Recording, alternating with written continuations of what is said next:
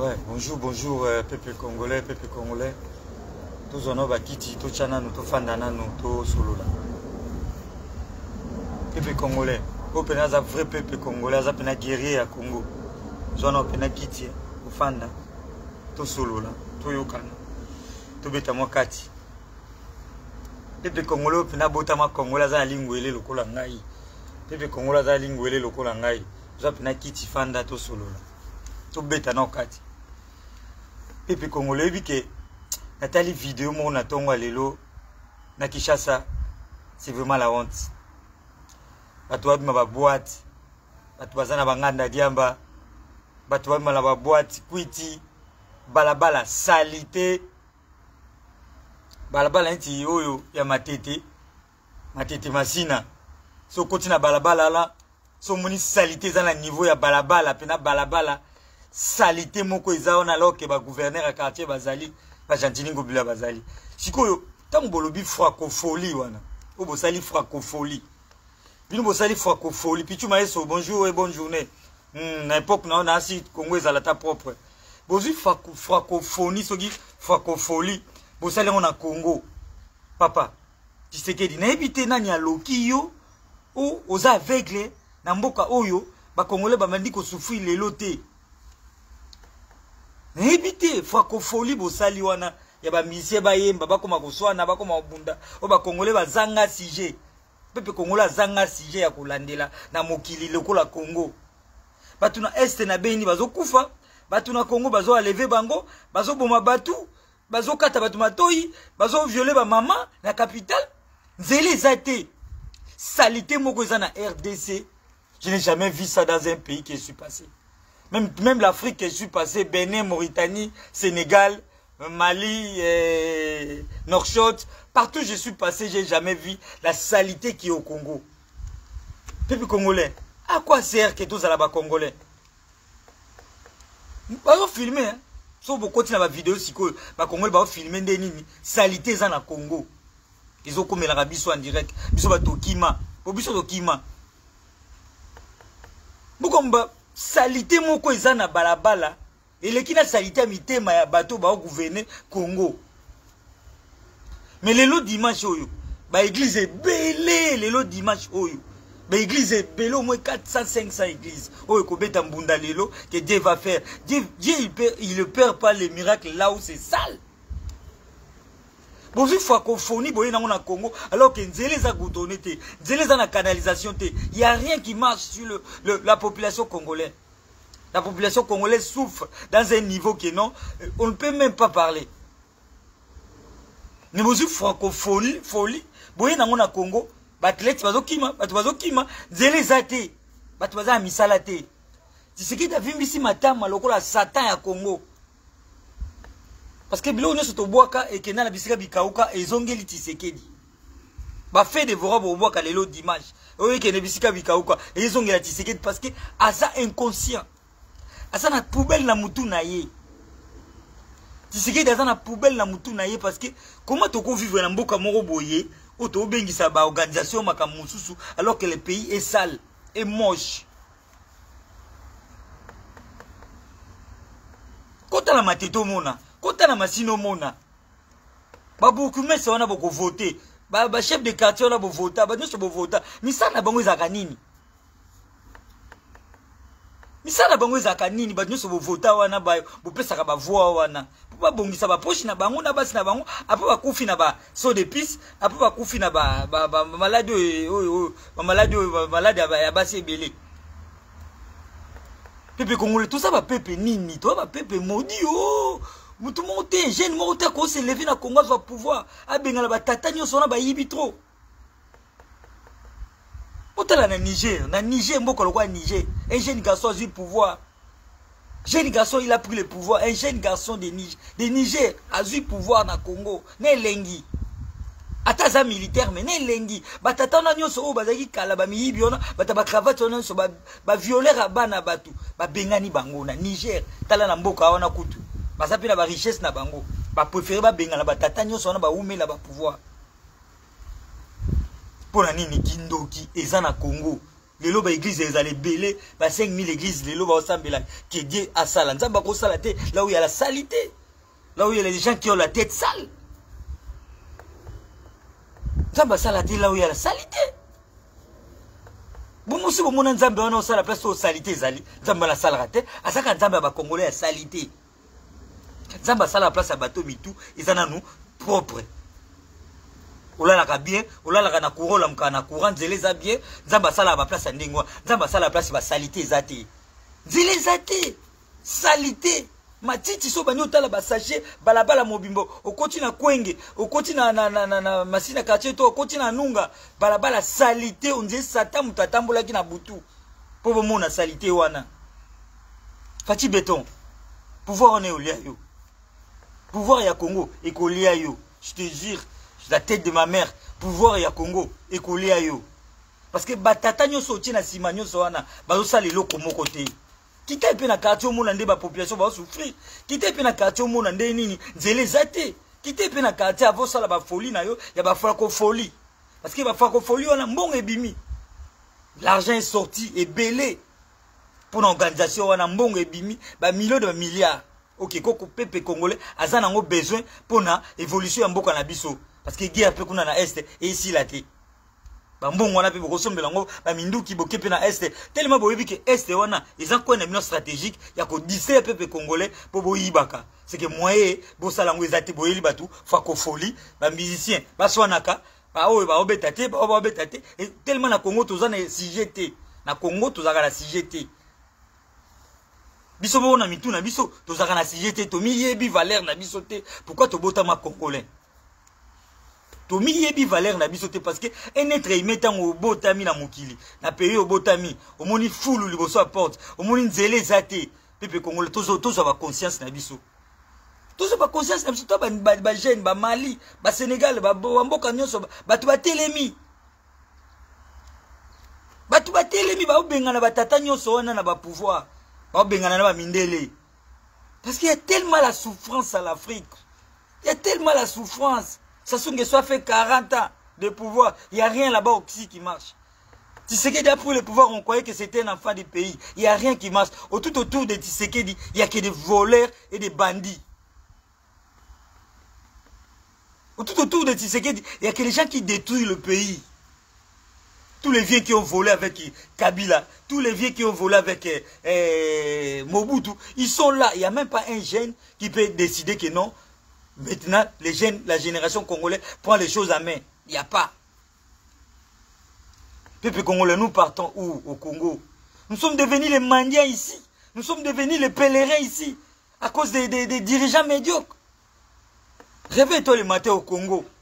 Tu vas voir comment tout le monde te demande de l'argent. Tout le monde te demande. C'est comme si nous ici, on crée les diamants quelque part. Quand on descend au Congo. Peuple congolais, c'est la honte. Un peuple congolais ne devait pas souffrir avec toute la richesse que nous avons au Congo. Nous avons des richesses que non, un peuple congolais ne peut même pas souffrir. Mais il n'y a pas de routes. Il n'y a rien qui marche. Il n'y a pas les entreprises. Il n'y a rien qui marche. Mais vous avez le courage de faire la francophonie. L'argent m'embête. Francophonie, là, on l'appelle ça, l'argent m'embête. C'est la honte, hein. C'est la honte, c'est vraiment la honte. Tu as pris vraiment la honte, tu t'as mis dans ta tête. C'est vraiment la honte. Tous les pays d'Afrique sont s'élevés maintenant. Ils sont debout. Tous les peuples africains, ils sont debout. Sauf le Congo. Le Congo, il est là, nous sommes là debout à cause de danser Ndombolo, à cause de parler de Fali, à cause de parler de Ferré. À cause de, pour parler seulement de Kofi et de Werason. C'est la distraction qu'on nous a mis dans la tête. C'est la honte.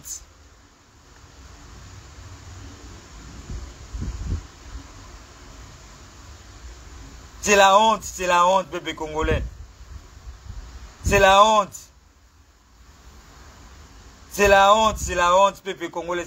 Nous avons vraiment la honte dans notre pays. Vraiment, je n'ai jamais vu un pays comme RDC, rez-de-chaussée. Mboko etika Satan à défaut. De l'eau, 4500 églises de l'eau. Mais Bima Nanzela, salité. Bima Nanzela, foulou, poubelle, solo. Ngungi kutu kolobate. Namboka ndengwana penza, namboka ndengwana. Bolingi batuba kimate, ba koma ba réfugié te. Bolingi batuba bimate. Kimia ni nezali? Kimia ni neza na Congo? Ba mama na baza violé na Est kuna, yozo zo courage au sala francophonie. L'argent m'embête. Guerre non ici na mboka. Kimia ezate. Non zo courage au sala ba francophonie. Bato wana nyonso ba oti libanda na baye. Budget na bango, kolesa bango, koboko la bango, ti ba kende, mais peuple congolais zo souffrir kaka.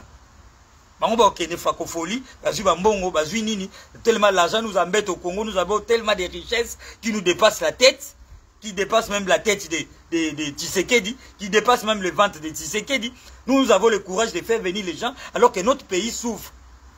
Il n'y a même pas de routes, il n'y a même pas de canalisation. Nous-mêmes, on a mis le courant en francophonie, mais au capital des RDC, c'est noir la nuit.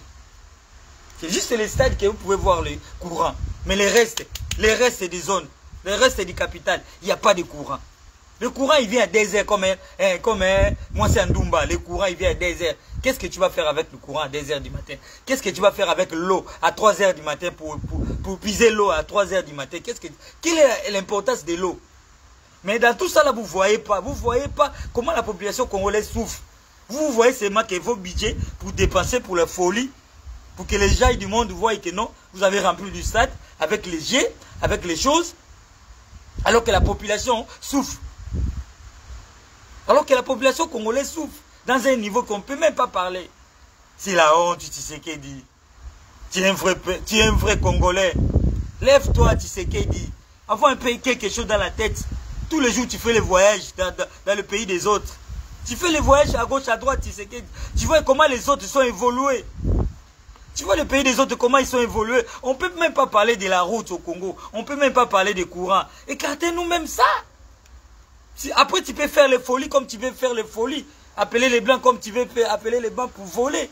Vous volez à l'Est là-bas, on vous a laissé voler, tuer les gens à l'Est du Congo là-bas. Mais arrangez-nous quand même la capitale du Congo de RDC. La capitale est tellement moche, sale. La capitale de RDC, c'est trop sale. On a même la honte de retourner chez nous là où on est né. On dit toujours qu'on est mieux chez soi. Mais on a la honte de retourner chez nous là où on est né. C'est la honte. C'est la honte, population congolaise. Nous sommes là seulement que Dieu va faire. Dieu n'opère pas là où il y a la saleté. Dieu l'opère là où il y a les gens dans la tête. C'est propre. Vous êtes là seulement la haine. Les problèmes de Kofi, les problèmes de Fali, les problèmes de Wera. Vous savez que les conneries comme ça. Alors que la population congolaise souffre. Je ne sais pas, quel est le problème que nous, les Congolais, on a fait pour mériter ce qu'on a été de mériter au Congo? Qu'est-ce qu'on a fait, nous? Qu'est-ce qu'on a fait pour mériter la souffrance? C'est la honte. C'est la honte. Je n'ai jamais vu la honte. Mais chez moi, mon pays me fait la honte.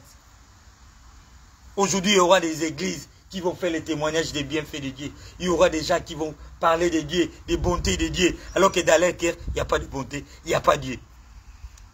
Parce que ce sont des premières personnes de mettre les gens les masses. Ce sont les premières personnes de faire des mauvais sorts aux autres. Ce sont des gens qui lancent les sorts aux autres. Ce sont les gens qui parlent de Dieu là. Ce sont eux qui font des mauvaises choses.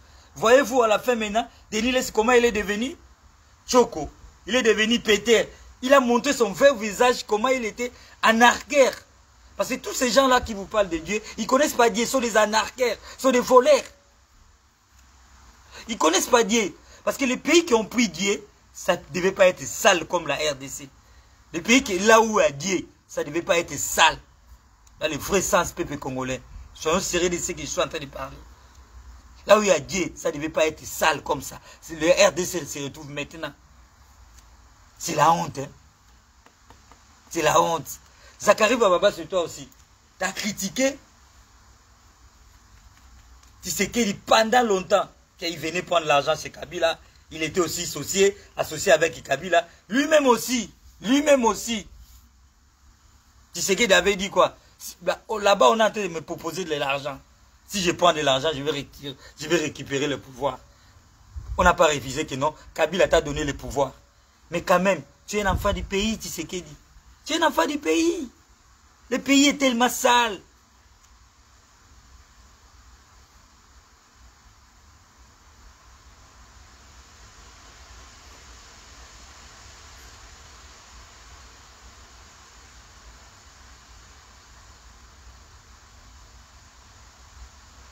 Tu vois, hein? Tu vois les Congolais qui sont un peu ignorants. Il y a un Congolais qui m'écrit là, que maman a bota yo ataza salité, ataza na makwanza, faut pas ko lobanaye devant bato. Mais ba Congolais on n'est pas pouche, ils ont des binoti. Ils ont des bino ba Congolais bozana ba diamba na mitu bolongola mbumate. Mama botanga zalaki sa abota nga zaki na makwanza. Ti lelo akolisi ngai azaka na makwanza. Yo pa na yo ozo trouver ngo normal. Yo pa na ozo trouver ngo normal. Alors que na Mali na Sénégal, ba bengani ba mama nyonso bazaki na makwanza, o bazaki salité ba bengani bango. Yo pa na yo pa push et tellement oza congolais mo bona ebité so bimeli wapi so pe wapi. Tellement yo ti lelo na mutu na yo mama lolo ko abota na makwanza, ti lelo fa kola na makwanza, fa kufa na makwanza. Oza ndo ki avi na yo.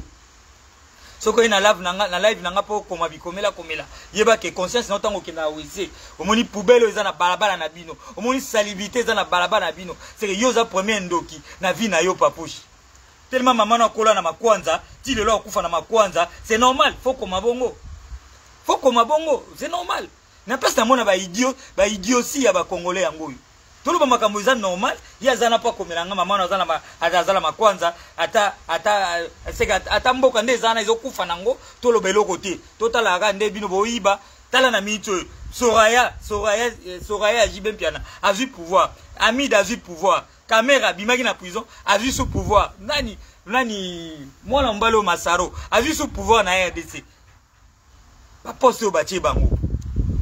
Ba Congolais bazate bakosa na ba poste wana. Ba jeune Congolais bazate bakosa na poste wana. Pourquoi ka bana ya Kamere bazui ba pouvoir ba Congolais banda kala ba luka be bazo ba place. Na Soraya mi da pouvoir na Congo. Mais tu sais que dazaki courageux ya ko bengana. Moi si na mama ba na. Azaki na courage ya bengana. C'est vraiment la honte hein. C'est vraiment la honte peuple congolais. Na ebité soki nani aloka biso, soki nani atia biso makwanza na mutu, soki nani atia biso eloko mona mutu. Et le loba église vous allez belé pour pas le baga beauté en Zambie. Mais na suka na nzamba zate na Congo. Na suka na nzamba zate na Congo. Nzamba kenda na Congo. To ebiti so akenda wapi. Nzamba zate bolo ba bonté en Zambie. Mais nzamba zate na Congo. Parce que ezaka na bino. Ezaka na bino. Bino bato boko melanga yo. Ezaka na bino. Parce que bino mo bo tshana na bambasu. Bino mo bo yinanaka. Bino mo bo sana na mabe. Kaka bino moko. Ezaka na maboko na bino na mitu na bino parce que boza na problème mo na mutu. Pepe Congolais le lobe église est belé au moins 400-500 églises na RDC mais qui mezate nzamba zate que la haine mutema mabe zo rine na Congo loko ezaki sanduku ya Satan mutema mabe nzele zate na kena Maroc mboko la kwa Maroc et goudronné jusqu'à Kisensu na bango baza goudronné tina Kisensu na bango na kena mboko loko Afrique du Sud baza na goudron tina na Kisensu na bango et baza na richesse moko ta malonga mais biso na Congo to na richesse nyonso au peuple congolais akokufa te akozala mandia te na libanda tokozala ba mandia te na étranger te se retrouver même tina ba Chypre pour na ki mandia même bata Chypre ba tout mais yo congolais ozana diamant na mboka na a ozo sala ni c'est la honte peuple congolais c'est la honte bozui fois ko folie boye na ngona Congo pour na nini l'argent vous embête boye na la mindele na Congo pour bakima bambangu basala banini après ba mise bakum ko swana wa ko beta te c'est la folie Tshisekedi tu fais que la folie alors qu'à est là-bas il y a la guerre. Les Congolais il manque même d'eau, il manque même de courant. Tshisekedi, on croyait que tu étais un enfant du pays, mais tu es venu encore gaspiller la tête des Congolais. Rien ne marche au Congo. Un instant.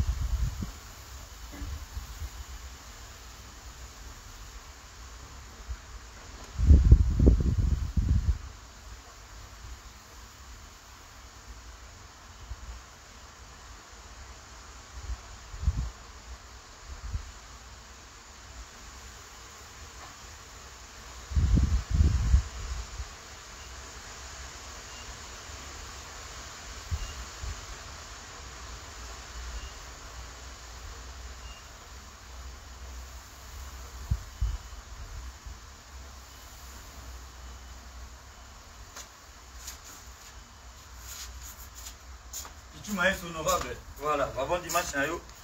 Pichou Maes honorable, bon dimanche nayo. Voilà. Revenez à notre mouton, revenez à notre mouton. Revenez à ce que nous parlons. Peuple congolais, tout ça va naïf na ndenge moko, na niveau moko yo, na comprendre que peuple congolais te. Tout ça na kala ba débat mobo ya pamba ya chanana alors que le pays va mal. Les Congolais vont souffrir, les Congolais vont souffrir. La population congolaise va souffrir dans des mois mukete. Na pesi nga vi na biso boke tu raison, na pesi nga boke tu raison. Un jour bon ndimele makamba bande koloba. La muka na tongo mona salité balabala mobimba. Salité aveni mobimba. Salité tina mitu ya batu, salité. Salité tina mitu ya batu.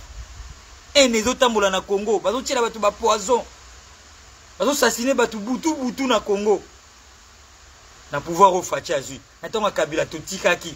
Mais na Fati mwana mboka penda babenge Fati Azui pena pouvoir. Mwana mboka lisusu. Ba lève meza sans l'air. Kozo ba rien à batu. Koboma batu na butu ko sala batu mabe. Oza l'est otambo na mboka noza na kimiate na sol na yo promise. Na terre promise na yo. Noza na kimiate na mboka na yo moko. Un peuple congolais ba féliné comme à gauche à droite. Batu ba maman ba abandonner bana. Maman va abandonner bana parce que vie ezate yemo kwa na vite na mutacheke eze makimi nani waboko lele bana ba ofeline comme belé na Congo biso to zwa biloko watu bilamba to tindaka na Afrique pona ba ofelila la OK ba diamant toza nango ba cuivre toza nango na Congo pepe congolais na bana na biso mike ba bota malelo ba ko souffrir te parce que nga za isoda ya miba nga la sala na miba na mona ndeni bazo yiba na miba na mbujimai na kamiba na fanda. Namona nde ba oyiba ba détourner ba njeza kuna ya minene o diamé bimaka tous les jours spétige ya diamé sala maka tous les jours azaki na Lubumbashi pareil manganese zo bima tous les jours ba ko sabino ba guerre wana na ba beniza ba distraction richesse za kuna pourquoi guerre mo ça fait 5 ans ici la raté Mobutu si ça on a minute muke azola ki ngo solution.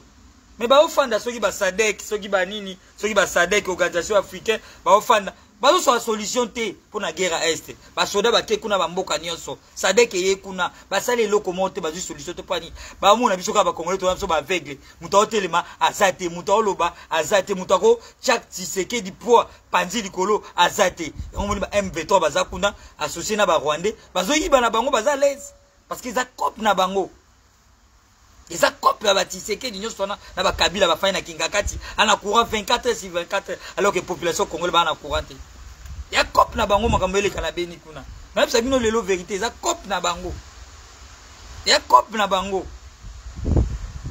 Papouche mon frère, na ebité soki otanga ki na université nini pour le balwa maman na zaki salité, c'est que mboka na faut continuer na ki salité, donc maman na kufa na makwanza. C'est que yo pe faut kufa na makwanza papouche bomba ba raisonnement na opona yo moko na mutema na ona famille na yo na live na ngako yana ba raisonnement wana te so te joute okutana to beta na makofi parce que na live na ngaso ko yana ba raisonnement moko bête so to kutenga na yo na komelo mulai parce que ezangam na oloba eza connexion na ngai ezangam na che connexion yo sombela nga connexion te pourquoi maman na zaki na makwanza ti akufi na makwanza wana mama na yo nga mama na nga na sukola kiye akufi na makwanza te. Comprendre yo papouche c'est que quoi na loingete na ba live nanga okoma mabe sote to bebana na okomelo mulai pour na zazaché na koma mulai na ba problème na si o comprendre ngai revenons à notre mouton on va ta distraction na vie normale na conscience notango ki na wese oyebi pena ke non lobi na tongo na place aux fiches de paye lobi na tongo na place au salate na mboka lokwa RDC mboka za na diamant na colton na cuivre na mabaya na mai bise za na mai bato yutaka poto ti eti na Kinshasa mais peuple congolais se trouver te peuple congolais se trouver te nani aloka RDC satani no abimana azala na RDC aboya kobima satan wa ruta wapi wa aboya kobima na RDC c'est vraiment la honte hein? La RDC me fait la honte c'est un pays le plus sale de l'Afrique même na mitou ya ba dirigeant c'est sale. C'est un pays le plus sale de l'Afrique. Je ne l'ai jamais vu. J'étais là-bas même. J'ai fait au moins analyse de mon pays. Je me suis posé les questions. Pourquoi je suis né au Congo? J'ai posé mon père les questions. Mais mon père était belge. Mais je lui ai posé les questions, mais pourquoi tu m'as fait sortir du Congo? Je ne vais pas être né au Congo. Il fallait me laisser même sortir en Belgique. Comme Younes. Bogar Mobi na kati à Londres. Masananga ya kati ya mwana yolo. Bogar. Maître écoute, c'est Ngeli. Younes. Mbebo Rose. Oumela Masananga, bon dimanche. Hein? Masananga kuta kene na yolo a regretté. Bah terrassé solo. Au moins terrassé à yolo comment la couleur? Il y a vert. Terrassé, hein? Et comment la couleur? Il y a vert. Mtakipaka komina yolo azati ba beaucoup mais ça na opesi ba pouvoir ba ça les lots côté ba mibi